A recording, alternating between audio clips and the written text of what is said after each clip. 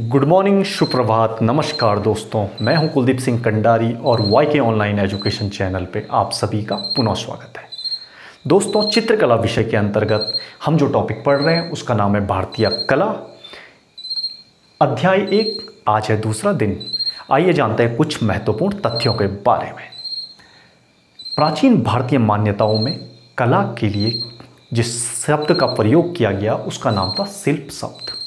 कभी कभार क्वेश्चन आता है कि प्राचीन भारतीय मान्यताओं में कला के लिए किस शब्द का प्रयोग किया गया, तो आपका आंसर होगा शिल्प शब्द का प्रयोग किया गया। आचार्य भरत मुनि जी के बारे में हम जानते हैं, जिन्होंने नाट्य शास्त्र की रचना की थी। ये रचना उनके द्वारा पहली शताब्दी से और 5वीं शताब्दी के कहते हैं मध्य में की गई थी।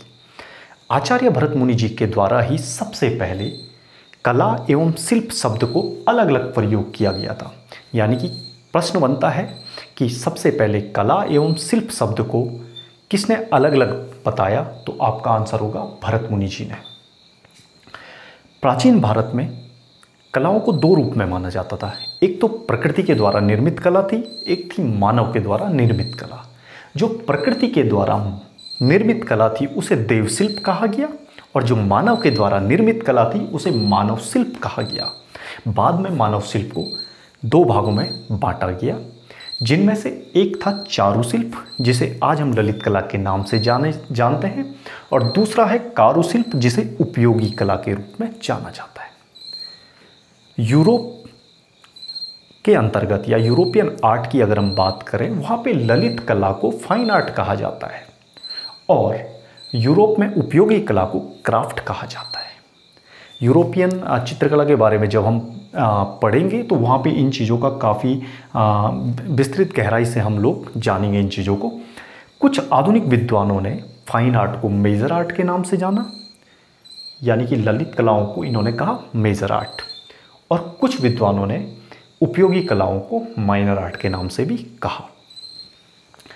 एक व्यक्ति हुए जर्मन के हीगेल, इनका हीगेलियन क्लासिफिकेशन काफ़ी ज़्यादा फेमस है।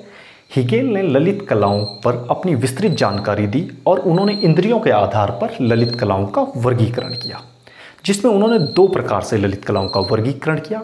एक था उनका दृश्य वर्गीकरण, दूसरा था उनका श्रव्य वर्गीकरण। जैसा कि जानते हैं हम, दृश्य मतलब दिखाई देता है, जो दिखने में होता है। तो दृश्य कलाओं के अंतर्गत उन्होंने नृत्य, चित्र, मूर्ति व वास्तुकला को रखा, और श्रव्य कलाओं में उन्होंने संगीत और काव्य कला को रखा।